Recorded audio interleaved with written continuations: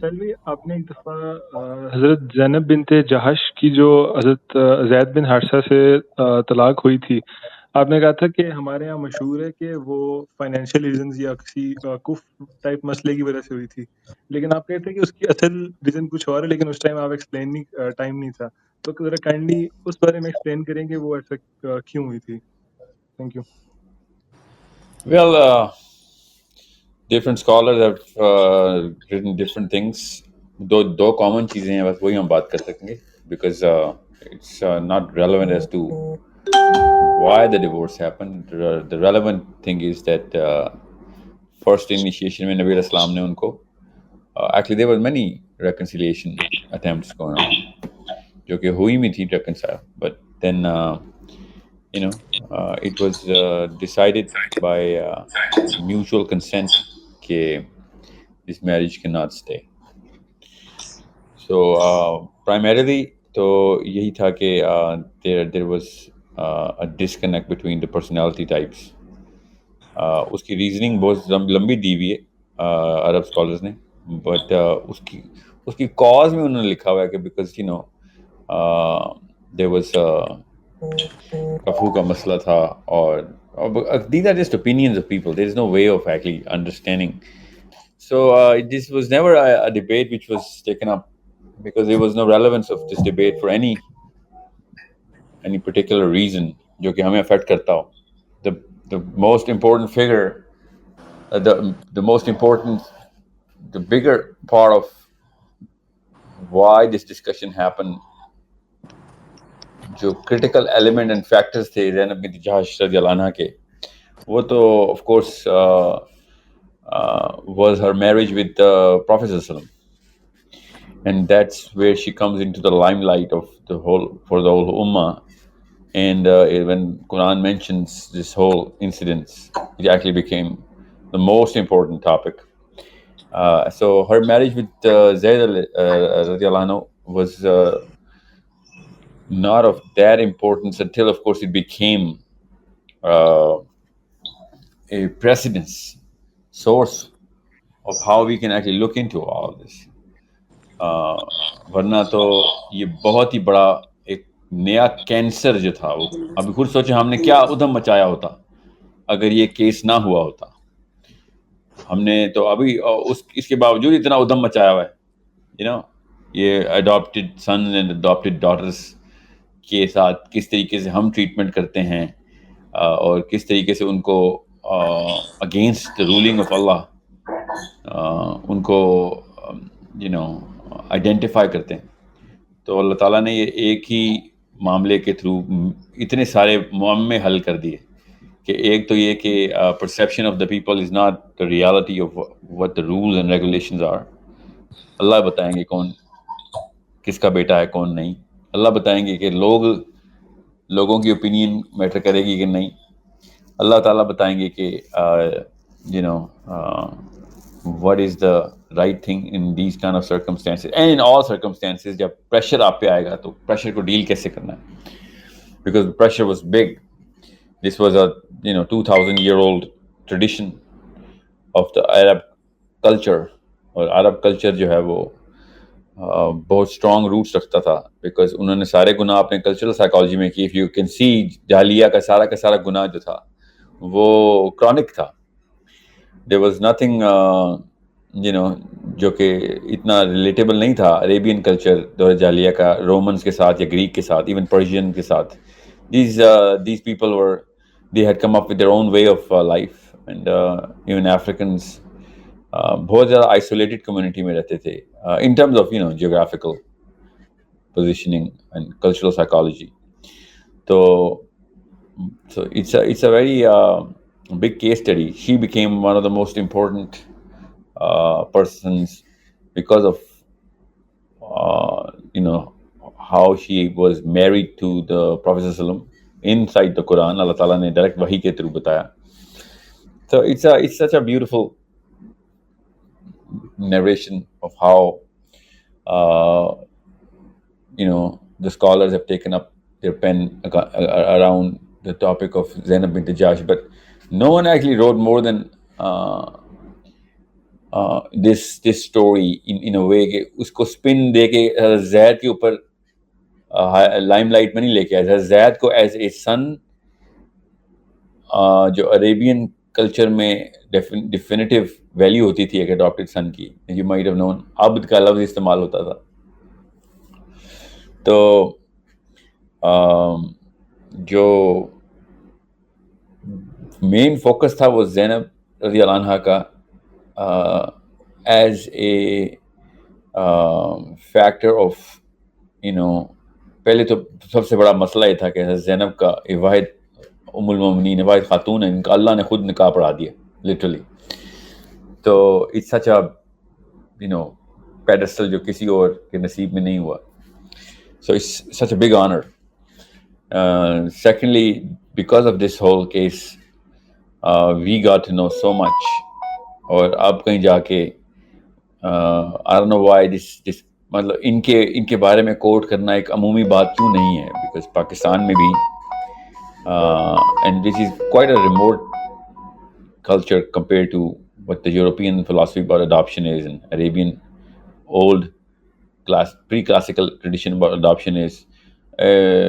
India میں اس طریقے سے اڈاپشن کی کوئی وہ نہیں تھی جتنی کہ ہم نے اب کہیں جا کے یورپین فلاسفی سے انفلوئنس لیا ہے اڈاپشن کی اسکیمز کا. So it's not a small case study. But جب آپ نے کوشچن پوچھا زید کے ساتھ کیا ہوا تھا تو it becomes quite a lopsided discussion. زبردستی جا کے اس کے اوپر ہمیں ڈسکس کرنا پڑے گا کہ کیا ہو رہا تھا. بٹ اتنی ساری حدیث ہیں ہمارے پاس اور اتنا سارا کچھ ہے ایون ان ہسٹوریکل ڈیٹا کہ وہ جب آپ مطلب میں نے تین بکس پڑھی ہیں زینب کے جس میں تفصیل سے ذکر تھا اور تینوں میں الگ الگ کافی کچھ الگ الگ تھا. یہ بھی نہیں کہ کانٹرڈکٹری تھا. مطلب ایک نے بہت تفصیل میں لکھا، ایک نے کم تفصیل میں لکھا مگر کچھ اور ہی لکھ دیا، اور ایک نے بس nobody really focused on کہ کیا کتنا عرصہ حضرت زید کے ساتھ مسئلہ رہا. بس ایک نے بڑی تفصیل میں لکھا کہ it went on for years, few years, not a lot of years but few years, but it did become a problem. And reconciliation کے لیے جو نبی علیہ السلام نے زید کو ارشاد فرمائے تھے because he wanted the reconciliation of this marriage. It was his own literally virtual household. وہ یہی ہوگا کہ جو ٹیبو تھا اس کو ختم کرنا. نہیں، تب تک تو ٹیبو کا مسئلہ ہی نہیں آیا تھا نا. جب تک زید کا مسئلہ چل رہا تھا تب تک تو ٹیبوز کنفرنٹ ہی نہیں ہوئے تھے. ٹیبو تو کنفرنٹ تب ہوا تھا جب آیت آ گئی کہ زینب کے ساتھ اب آپ کا نکاح ہو چکا ہے. تو یہ ایک بہت ہی بڑا واقعہ تھا نا، کیونکہ اس عربین کلچر میں تو یہ ایز مچ ایز انسسٹ کے طور پہ ٹریٹ کیا جاتا تھا. تو جاہلیہ میں تو آپ کو پتا نا سوتیلی ماں بھی انہیریٹنس میں بچے کو ملتی تھی. اس لیول کے گندے ہو چکے تھے یہ، اور سگی ماں کو لیکن نہیں دیتے تھے. ان دس کیس مطلب آپ خود سوچیں کتنے سیریس تھے اس طرح کے معاملے میں. تو اچانک ایک ہوپلا کریٹ ہو گئی تھی، اتنا بڑا مسئلہ کریٹ ہو گیا تھا کہ یہ کیا ہوا، بیٹے کی بیوی سے شادی ہو گئی، یہ تو نہیں ہو سکتا کبھی بھی. So it's a cultural thing. Allah تعالیٰ نے ایسے کلچر کو زمین پہ پھینکا جا کے کہ یہ کلچر کو کیوں چاٹتے ہو، صرف اللہ کا حکم بتائے گا. اور یہ بہت ہی بڑی کیس اسٹڈی ہے if you look at it، کیونکہ ہم تو کلچر ہی کے مارے میں سارے ایکچولی ناٹ جسٹ ہم بھی، یورپ میں بھی ابھی کلچرل سائیکالوجی زیادہ پریویل کرتی ہے ببلیکل سائیکالوجی سے. You go through the Central Asian states, you will find out different flavors of Islam. Like یہ کیا ہو رہا ہے، ہر ایک کا اپنا کلچر ہے. سو جو پروٹیسٹنٹس ہیں وہ پھر تھوڑے سے ریجڈ ہیں. کیتھولک چرچ نے تو ہمیشہ کلچر کو پرسیڈ کیا اپنی ببلیکل سائیکالوجی کے اوپر، چاہے آپ ساؤتھ امریکہ میں دیکھیں، چاہے آپ یورپ سینٹرل یورپ میں دیکھیں. سو پروٹیسٹنٹس نے بھی ایز اے ریئیکشن ہی کیا نا. آف کورس وہ آف کورس ان کے پے در پے ریفریشمنٹ ہو رہی تھی through whatever was going on. If you read the history of the Protestant movement, you'll find out وہ تو اگر ریئیکشن آئے نا، تو اگر ریئیکشن آئیں گے تو مائنورٹی ہوں گے. مائنورٹی تو مائنورٹی نہیں ہے پروٹیسٹنٹس، زیادہ تر ملکوں میں تو میجورٹی میں ہے Protestants.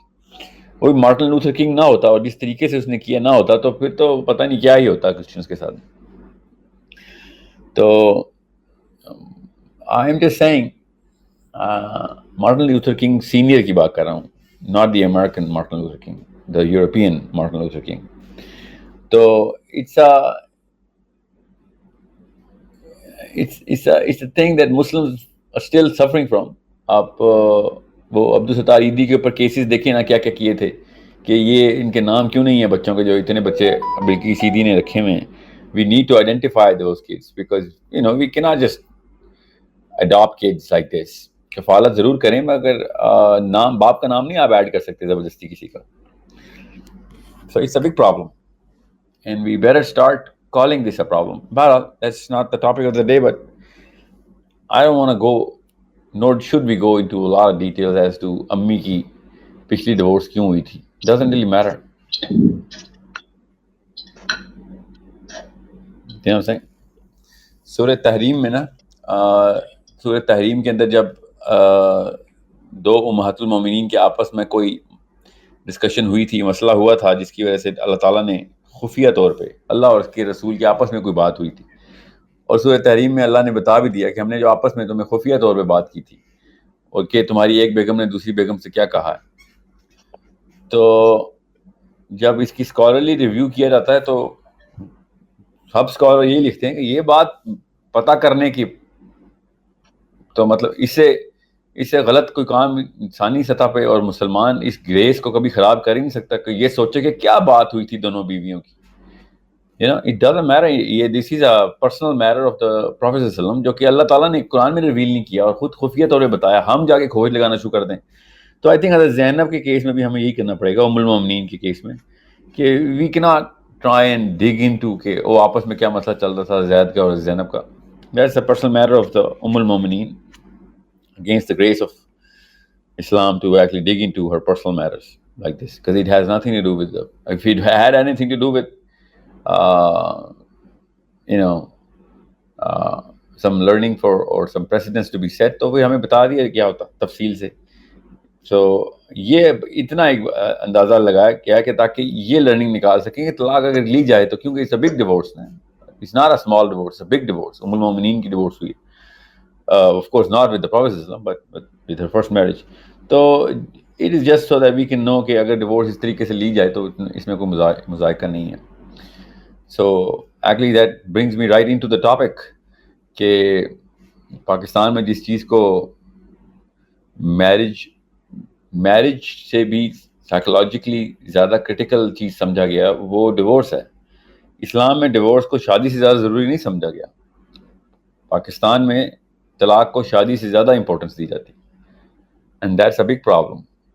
And if you reverse the psychology you'll find out کہ مسئلہ کیا ہے.